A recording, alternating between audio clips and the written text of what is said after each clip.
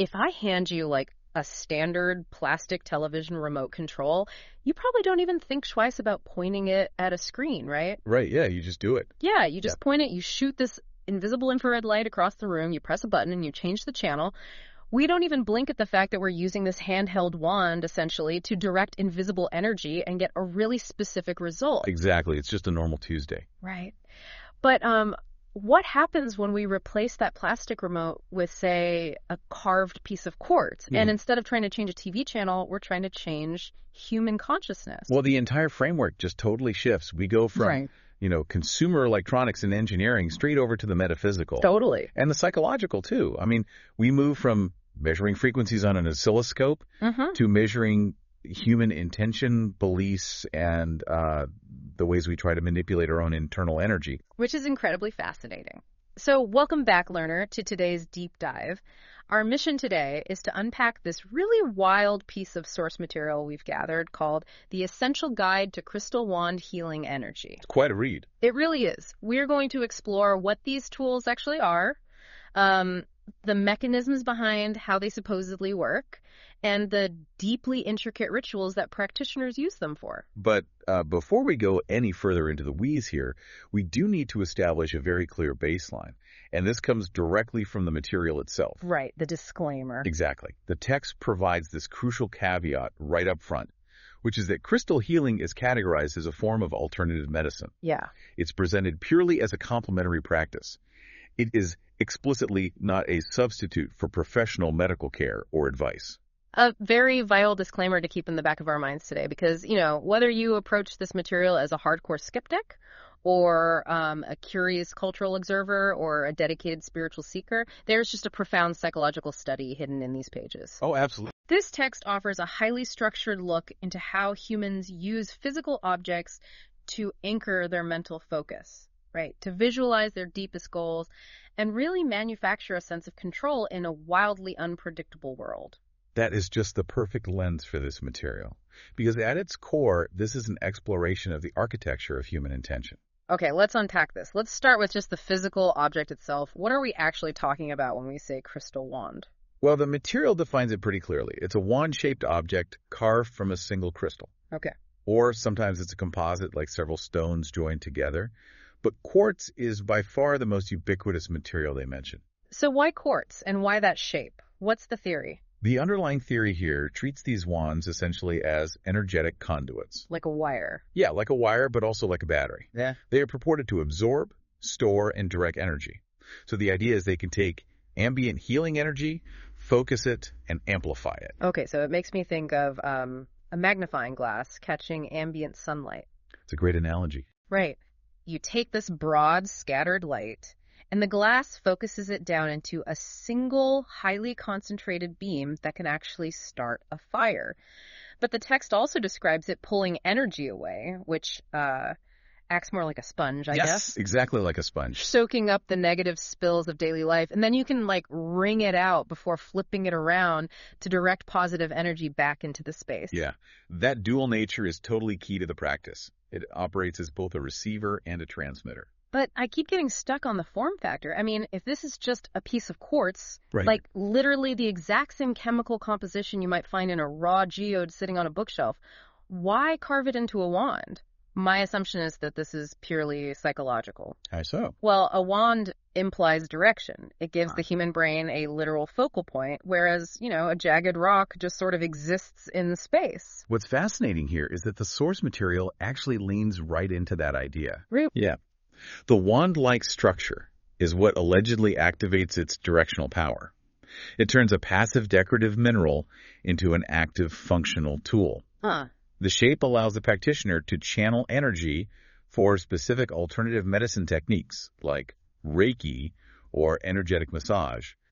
You're taking the concept of an extended index finger, the universal human gesture for directing attention. Right, pointing at something. Exactly, and crystallizing it into a permanent tool. Which explains why the text insists you can't just pick up, a pretty rock from your garden and start waving it around to cure a headache. No, definitely not. There's this deeply procedural methodology for acquiring and preparing the tool, which brings us to the first major phase of the practice, which is selection and calibration. And the selection process is highly intentional.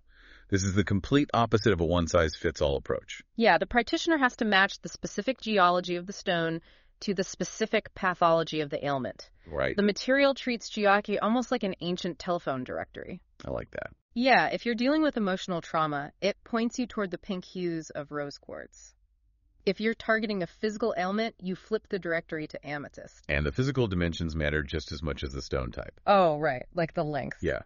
A long, thin wand is prescribed for sweeping energy over a really broad area, while a short, thick wand is for blasting energy into a very localized, stubborn spot. Wow, okay. And so once the specific high-quality stone is selected, the material outlines these mandatory preparatory rituals, starting with cleansing. Right, because the text dictates that any residual negative energy the crystal absorbed during its mining or shipping or just sitting in a retail store, it all has to be cleared out. They don't want the store's energy in their healing session. Exactly. So this usually involves a smudging ritual, which is wafting the smoke of burning sage over the stone or submerging it in a saltwater bath for several hours. Anthropologically, that makes perfect sense to me. I mean, for millennia, humans have used water and smoke as purification tools. Yeah. It marks the transition from the mundane to the sacred. You aren't just washing the rock. You are signaling to your own brain that a new, deliberate task is beginning. Right, as a psychological threshold. Exactly. And that mental pivot sets up the next crucial step, which the text calls programming. And programming is really where the human element truly anchors into the physical object. The practitioner holds the cleansed wand, they set a singular intention, they vividly visualize positive energy fulfilling that intention, and then they speak affirmations aloud. See, the word programming initially tripped me up when I was reading this. Because of the tech connotation. Yeah. It sounds like treating a natural piece of earth like a silicon hard drive, saving human thoughts and binary code. But really, it isn't about saving data on a rock. No, not literally. It's more like tying a string around your finger to remember something. The string doesn't hold the memory. Right, the string is just a trigger. Exactly. The physical sensation of the string on your skin triggers your brain to recall the goal. By holding a smooth stone, visualizing a goal, and speaking it into a quiet room, you are creating a massive cognitive loop. Which raises an important question. Yeah. Is the magic in the stone or the magic in the focused attention? Oh, wow. Yeah. Within this framework, the crystal acts as a tangible physical anchor for a fleeting mental state. The programming phase calibrates the practitioner's mind just as much as it supposedly charges the wand. This intense preparation phase isn't just about the rock. It's about shifting the practitioner's mindset from passive to active. Completely. And once that mental anchor is set, the first place they direct that new active focus is inward, toward their own body.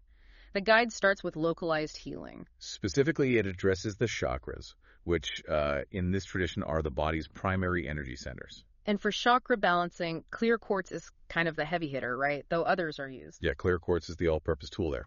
But it's not enough to just rest the stone on your chest. The instructions are very specific. You have to move the wand in a deliberate clockwise motion around the specific chakra. Right. The text claims this motion draws the crystal's energy directly into the body. And culturally, that tracks perfectly. I mean, clockwise motion is almost universally associated with moving forward in time, building things, locking things in. Right, righty-tighty, essentially. Yeah, drawing things together. And that same highly specific motion is carried over into practices like Reiki. Which is an energy healing tradition focused on holistic well-being, for those who might not know. Exactly. And when a wand is introduced into a Reiki session, the text is adamant. The practitioner must hold the wand in their dominant hand. Oh, okay. They place their non-dominant hand on the patient, and they use circular motions to channel the energy. I noticed that insistence on the dominant hand, and my immediate theory is that this is all about psychological agency. How do you mean? Well, we naturally feel more capable, more coordinated, and more powerful using our dominant hand. Right? If you are trying to project healing confidence, using your dominant hand gives you a physical sense of competence that your non-dominant hand simply lacks. Is that what the source is getting at? That aligns perfectly with the underlying philosophy, actually. Across esoteric traditions, the dominant hand is seen as the projecting hand. Ah! It's the hand of action, output, and power. The non-dominant hand is the receiving hand. Okay, that makes sense. So by gripping the wand with the dominant hand, the practitioner physically embodies the role of an active director of intent. They are not passively hoping for healing. They are actively outputting it. And you see that same active output in how the text handles emotional healing, too. Right. You use the exact same circular clockwise motion over the affected body part, visualizing negative emotional weight being scraped away and replaced by light.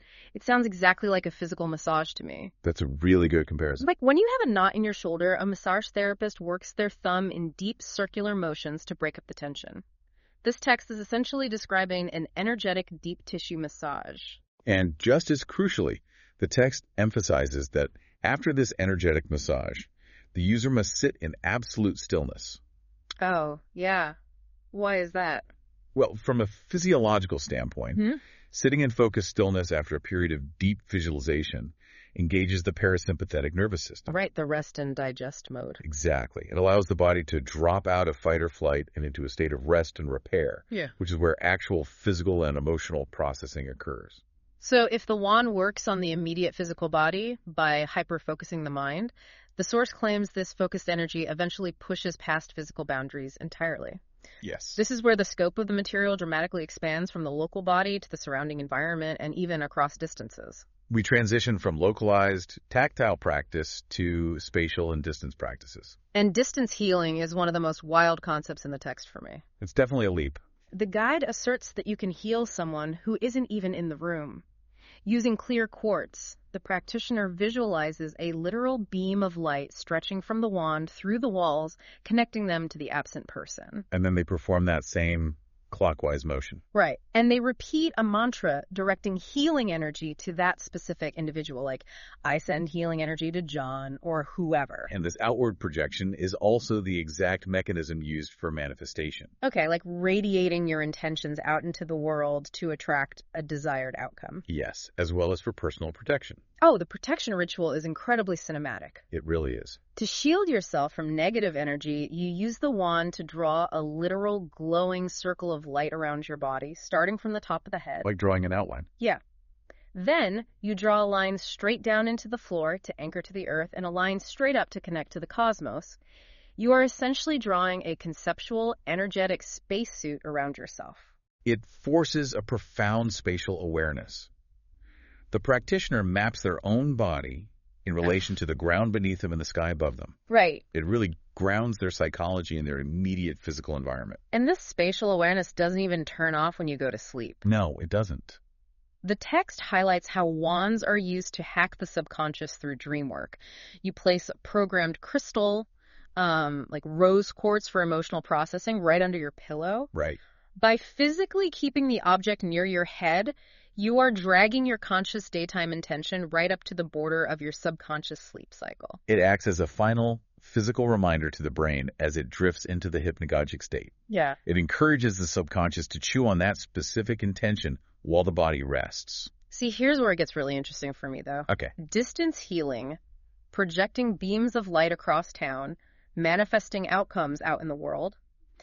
This requires the energy to somehow leave the room. Does the text give any parameters on how far this energy can travel? Are we talking about a range of a few miles, or is this some kind of limitless spiritual Wi-Fi? If we connect this to the bigger picture the text is painting, there are absolutely no physical limits. None at all. None. The source operates on a worldview where human consciousness and quantum energy are universally tethered. Physical space, in this framework, is a complete illusion. Wow. The energetic connection between two people or between a person and the universe itself is instantaneous and ever present. The wand is just the dial you use to tune into a connection that already exists. That is a massive paradigm shift, because if physical space is an illusion and distance is no longer a barrier to this energy, then it is only a very short logical leap to conclude that different planes of existence aren't a barrier either. Which leads us directly into the final major application the guide explores. Right. Utilizing the wand to communicate with the spiritual realm. The guide offers a structured path for both internal and external spiritual discovery. Internally, it describes connecting to your own higher self. You sit quietly, you visualize white light entering your body, and then you ask the wand a direct, heavy question. The text uses the example, what is my purpose in life? Right. And then you simply sit and wait for a sudden thought, a feeling, or a vision to pop into your head. It's a profound exercise in listening to one's own intuition. Really. You're bypassing the loud, anxious chatter of the conscious mind to see what bubbles up from underneath. Yeah. But the text doesn't stop at the internal self. It details rituals for contacting external entities too, like spirit guides. After going through the cleansing and visualization prep, the practitioner actively invites their spirit guides into the space. And the text tells you exactly what physical proof to look for to know they have arrived. Right, the somatic markers. Yeah, a sudden tingling sensation in your hands, or a distinct warmth radiating from the wand itself. Relying on those specific somatic experiences, like tingles or warmth, is fascinating.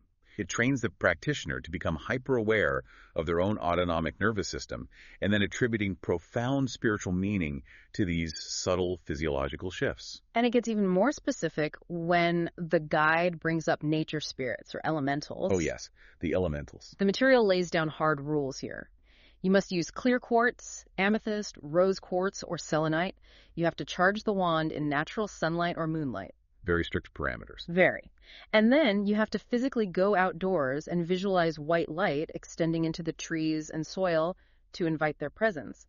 I have to admit, if I'm standing in a public park waving a piece of selenite at an oak tree, I might feel a bit self-conscious. Well, sure. But internally, the practitioner is engaging in a highly structured visualization exercise. And the environment matters immensely there. Taking the ritual outside removes the practitioner from their manufactured domestic space. It forces them to integrate their intention with the unpredictable living ecosystem around them. Listening to all these wildly different communication rituals, it equates perfectly to tuning an old analog radio dial. Oh, I like that. You're essentially using the crystal wand as a physical antenna to cut through the static. You tune it one way with one stone, and you pick up the higher self broadcast. Right. You change the intention, you pick up spirit guides, you charge it in the moon and take it to the woods, and you are dialing into the nature elemental frequency. The analog radio analogy works beautifully, but I would add a critical layer to it. What's that? Unlike a traditional radio, the practitioner is the one generating the power. Oh. Synthesizing this final section, what becomes clear is that the wand serves as a powerful permission slip. It gives the practitioner a tangible, structured reason to pause their chaotic life, to listen deeply, and most importantly, to trust their own intuition. Yeah. By giving them a physical tool to hold, it grants them permission to take the sudden warmth in their hand or the sudden thought in their head completely seriously. So, taking a step back and looking at the vast landscape we have covered from the Essential Guide to Crystal Wand Healing Energy, what we have explored is a staggeringly versatile tool in the realm of alternative medicine. Truly versatile. We've seen how its physical shape is credited with directing force, the deep psychological anchoring of its cleansing and programming rituals, and its really boundless applications. From the local to the cosmic. Exactly. It moves from the localized rubbing of a physical chakra to projecting energetic spacesuits to hacking dreams, and finally attempting to communicate across the veil. And the connective tissue binding every single one of those diverse practices together is one undeniable core requirement. Visualization. Yes. The absolute reliance on the power of vivid visualization and unbroken human intention. Without the focused mind of the practitioner, the text basically implies the wand is just a rock. So what does this all mean for you, the learner, listening to this deep dive? There are multiple ways to digest this source material. You might view these practices as a literal metaphysical manipulation of quantum energy flowing invisibly through the universe. Or you might view it as an incredibly elaborate, highly effective psychological framework. Right. For mindfulness, placebo-driven healing, and cognitive behavioral anchoring. Either way, the text highlights something undeniably human. Our relentless desire to feel connected. To find balance. Yeah, and to construct a sense of agency over our own healing in a world that often feels totally out of our control. It is a testament to the lengths we will go to externalize our inner hopes so we can better interact with them. But before we sign off, I want to leave you with a final, slightly provocative thought to mull over. Okay. Something that builds on the very rules this text establishes. The source explicitly states that the crystal wand is a magnifier, right? Right, it amplifies. It amplifies whatever intention you program into it. But humans are walking contradictions. We rarely feel just one pure emotion.